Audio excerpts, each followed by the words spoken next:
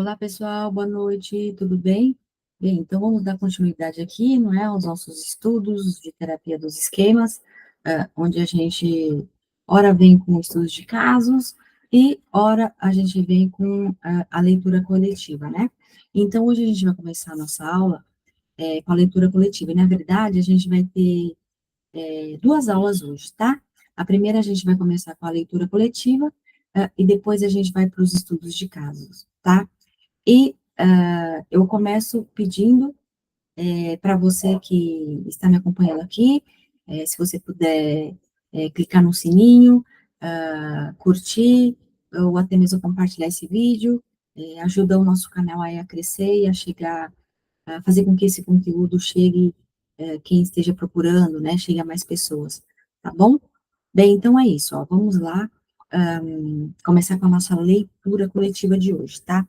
Então, olha só, nos nossos estudos passados, a gente terminou, aliás, a gente foi até a página 32, né, do livro de terapia aqui dos esquemas que a gente está estudando, e a gente foi até o domínio 3, né, que fala dos limites prejudicados.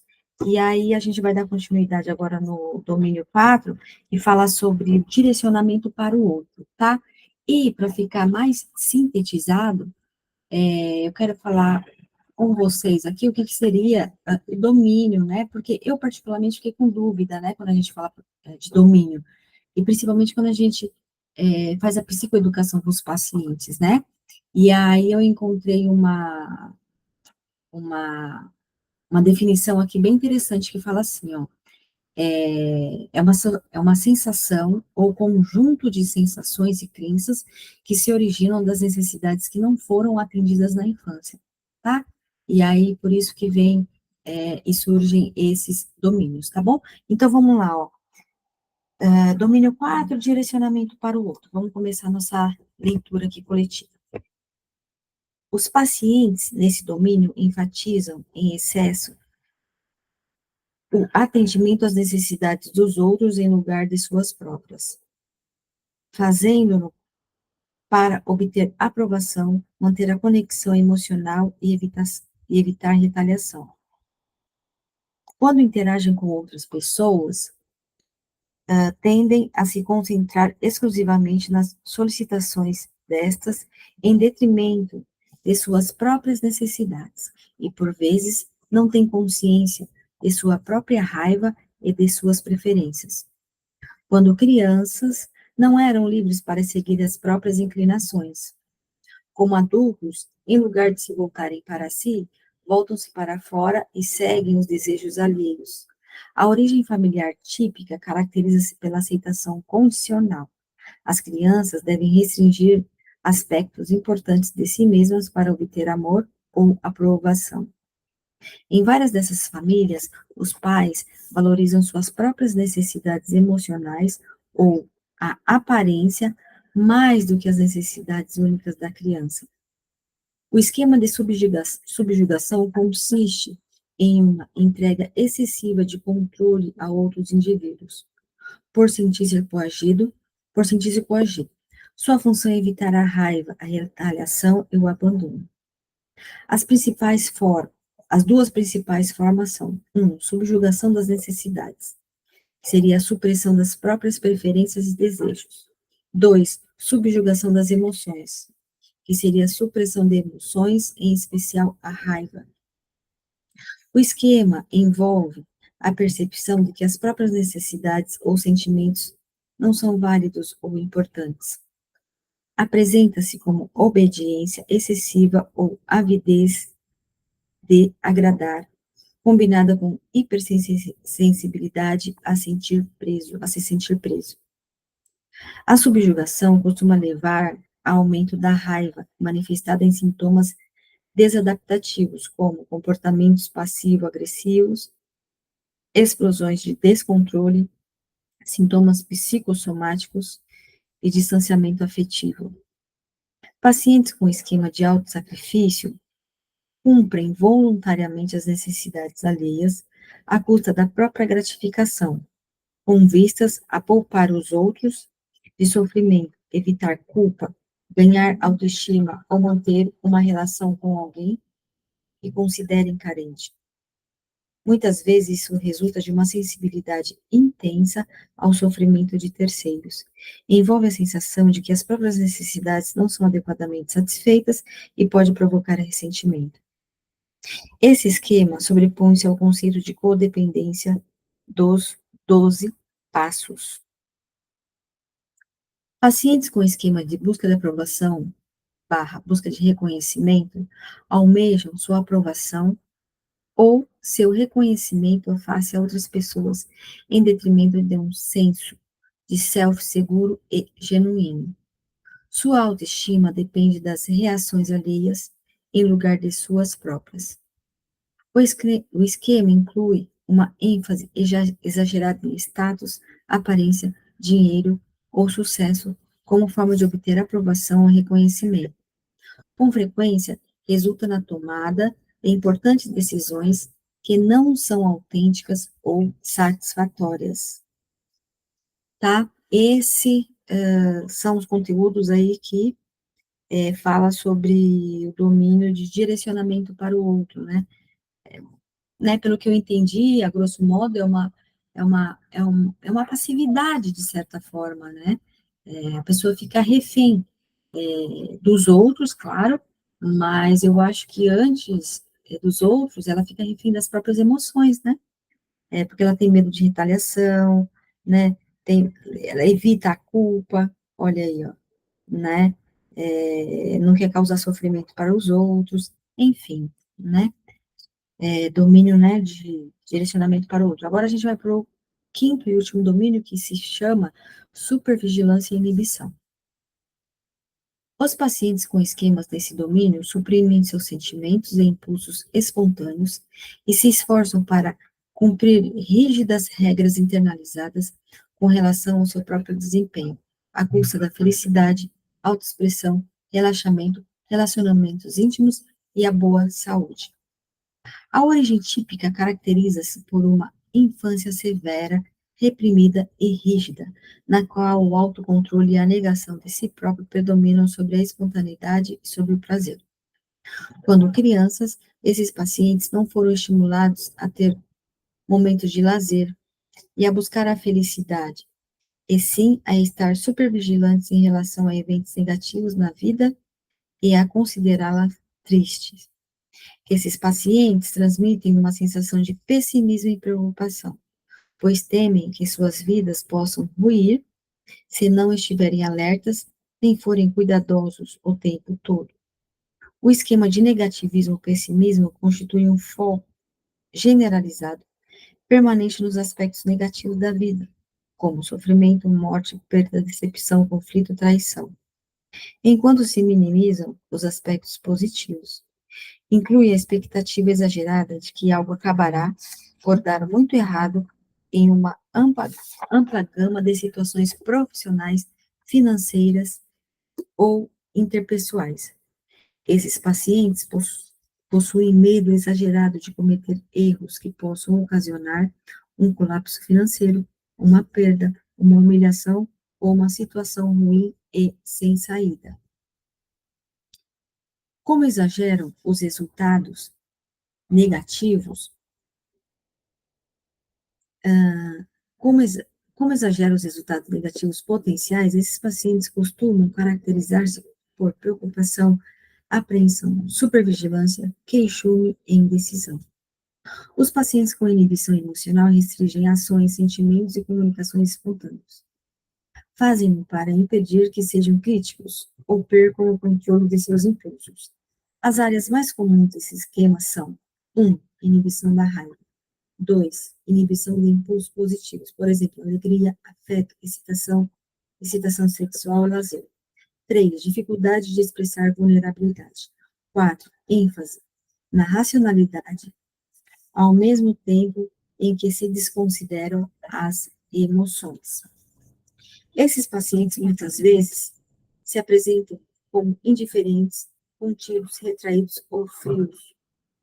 O esquema de padrões inflexíveis, postura crítica exagerada, é a sensação de que se deve dispensar um grande esforço para atingir elevados padrões internalizados, com vistas a evitar desaprovação ou vergonha, resultando em sentimentos de depressão, perdão, sentimentos de pressão, depressão constante e atitude crítica exagerada em relação a si mesmo e aos outros.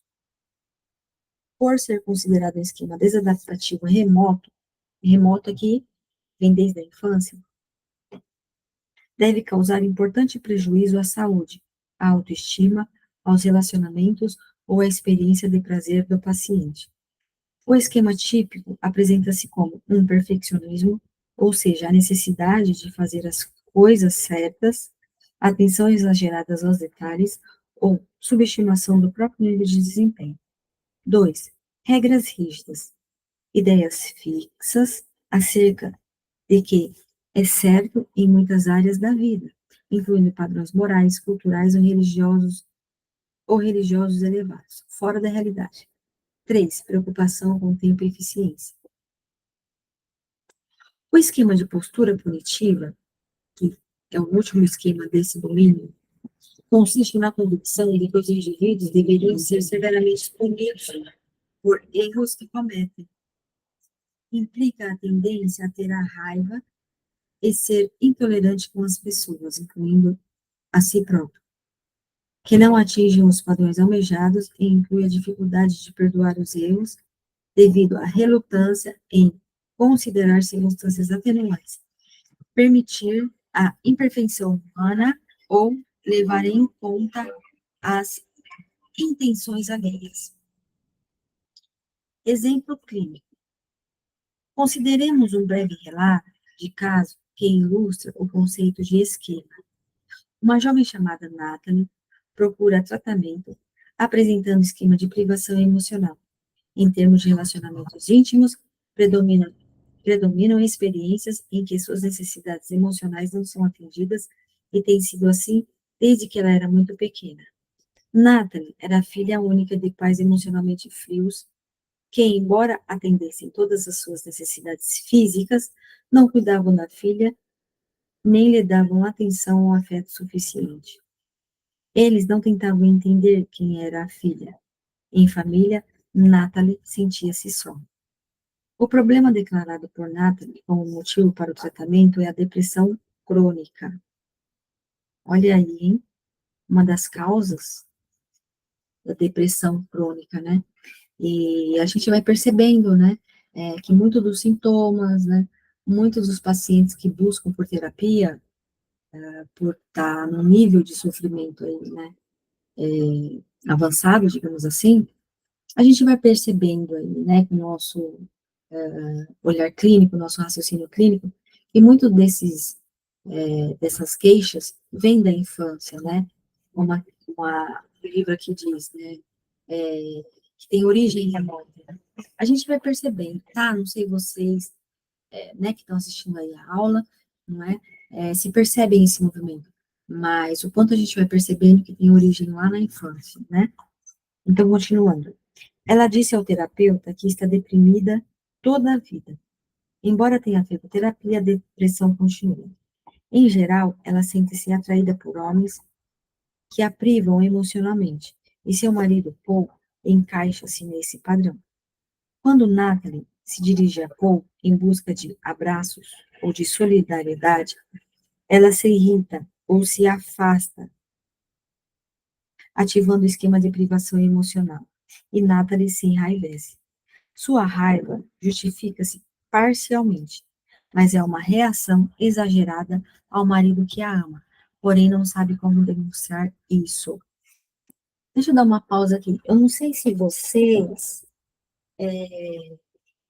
aqui, ó, já leram esse livro aqui, ó, Sua História de Amor, tá?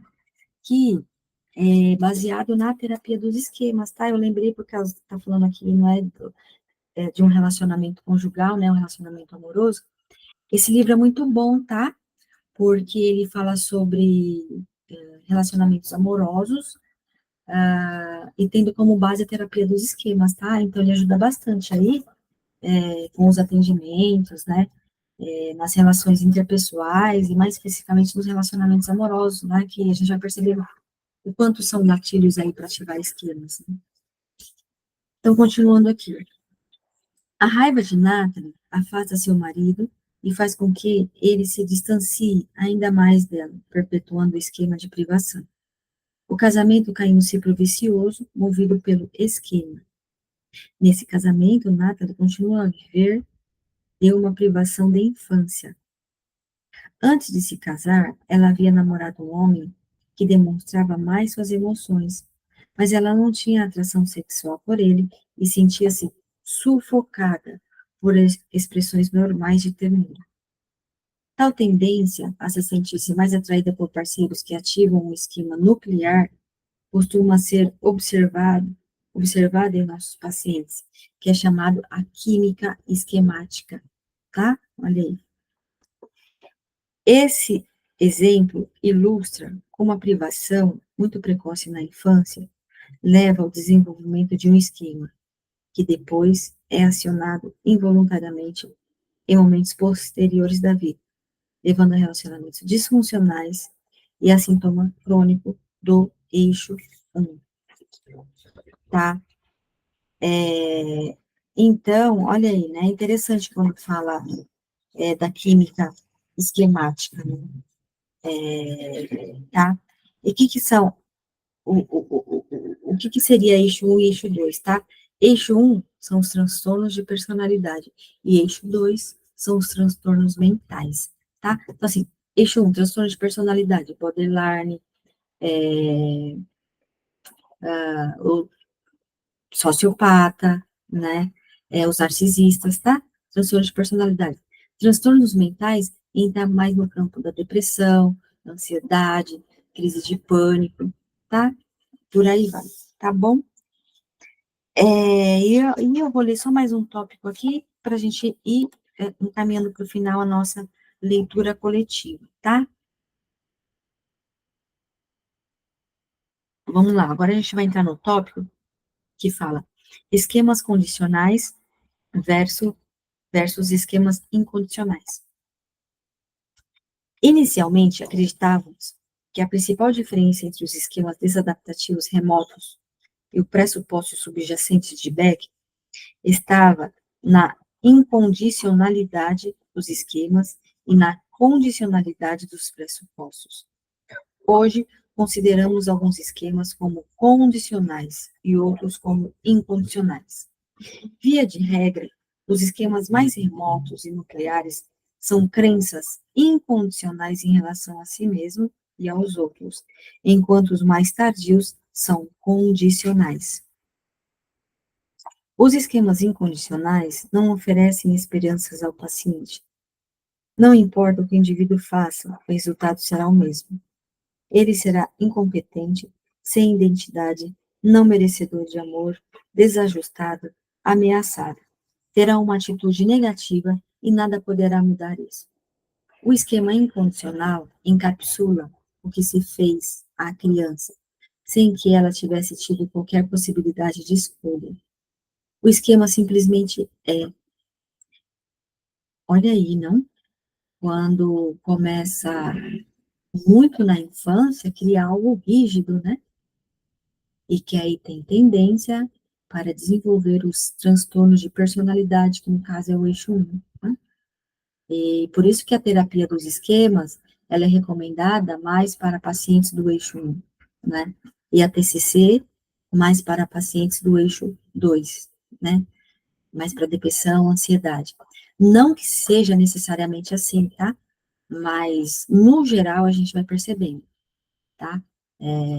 Que tem mais benefícios a terapia dos esquemas para pacientes com transtorno de personalidade e tem mais benefícios pacientes do eixo 2 com a TCC. Tá? Continuando. O esquema simplesmente é. Por outro lado, os esquemas condicionais dão a possibilidade de esperança. O indivíduo pode mudar o resultado, pode subjugar-se, sacrificar-se, buscar aprovação, inibir emoções ou se esforçar para cumprir padrões elevados, e ao fazê-lo, talvez evitar o resultado negativo, pelo menos temporariamente, tá? E aí,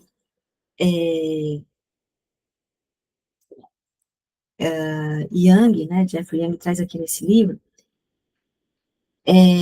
duas colunas aqui, tá? Então, assim, a primeira coluna, eles colocam esquemas incondicionais. Na segunda coluna, esquemas condicionais, tá? Então, se você puder ver aí na página 35, tá? Mas deixa eu ler aqui, então, ó.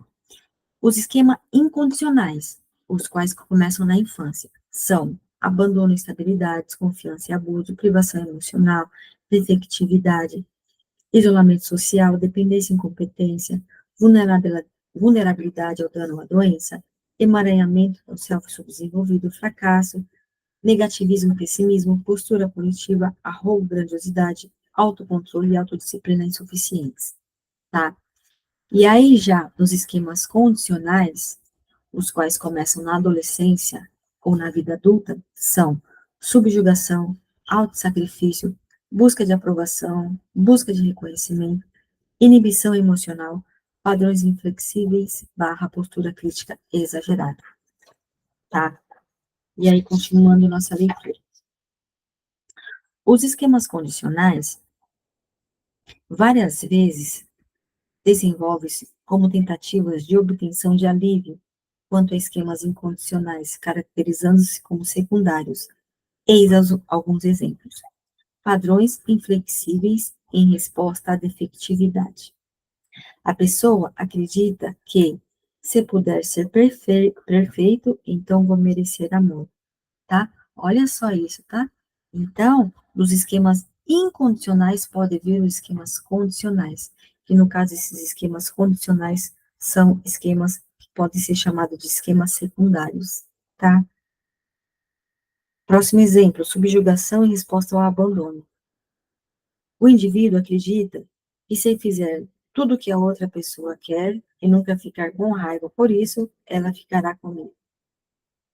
Terceiro exemplo, autossacrifício em resposta à defectividade. Se atender a todas as necessidades dessa pessoa e ignorar as minhas próprias, então ela vai me aceitar, apesar de meus defeitos, e não vou me sentir tão indigno de amor, tá? Olha aí as crenças rígidas, né? E a gente vai percebendo que pacientes com transtorno de personalidade, no caso do eixo 1, eles têm muitas crenças rígidas, né? E a gente vai percebendo quanto essas crenças trazem sofrimento, um nível elevado de sofrimento, né? Então, continuando aqui para a gente finalizando, costuma ser impossível cumprir as demandas dos esquemas condicionais o tempo todo. Por exemplo, é difícil subjugar-se totalmente e nunca ficar com raiva. É difícil ser tão exigente a ponto de ter todas as necessidades atendidas ou de se sacrificar o suficiente para atender todas as necessidades de outra pessoa. Na melhor das hipóteses, os esquemas condicionais podem escamotear os esquemas nucleares. O indivíduo é forçado a ficar aquém e, portanto, a ter de encarar a verdade do esquema nuclear mais uma vez. Nem todos os esquemas condicionais vinculam-se às esquemas anteriores, sendo condicionais apenas no sentido de que, se a criança faz o que se espera dela, pode evitar as consequências temidas, tá? Bem, então é essa leitura aí nossa de hoje, né, a leitura coletiva aí, que a gente falou aí mais sobre os domínios, né, os esquemas que tem dentro de cada domínio, e os esquemas condicionais e incondicionais, tá bom? Bem, então é isso, né, a nossa leitura aí coletiva de hoje, e como eu sempre trago aqui para os terapeutas, né, psicólogos que estão iniciando aí na psicologia ou recém-formados, eu sempre trago aqui como uma ferramenta, estou compartilhando aí a tela para você ver, como ferramenta, o Clube do Psicoterapeuta, tá? É uma ferramenta aí que eu desenvolvi para quem está iniciando, assim como está aí, né, para psicólogas, iniciantes e recém-formadas, tá? Que estejam aí no início da jornada, tá? Esse é o site, eu vou deixar no link aqui abaixo desse vídeo, tem várias informações, não vou me atentar muito a elas, vou falar mais sobre os planos que o clube tem, tá?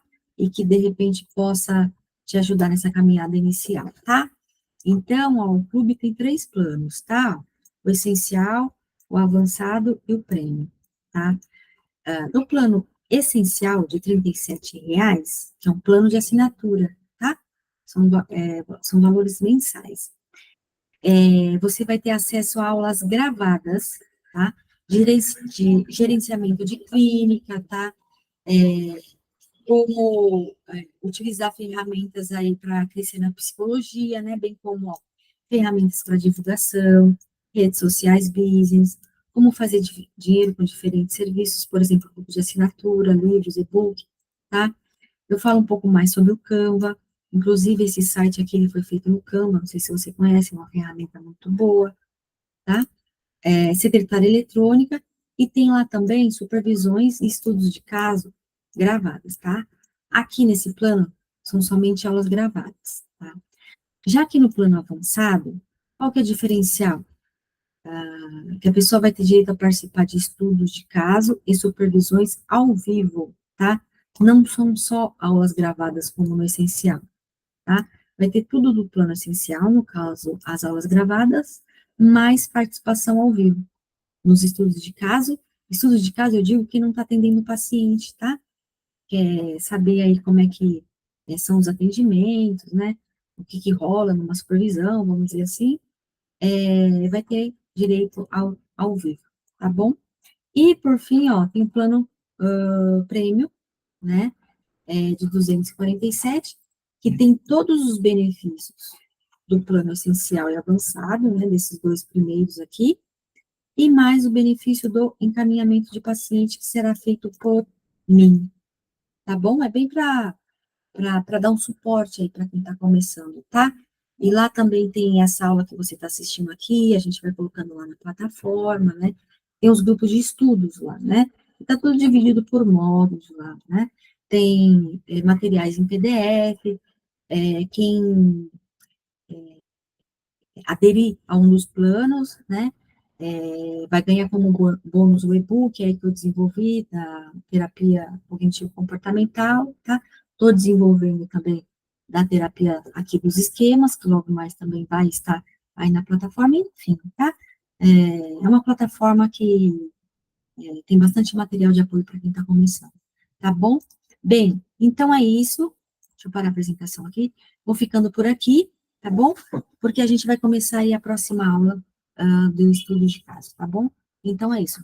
Um beijo para você. Até mais. Tchau, tchau.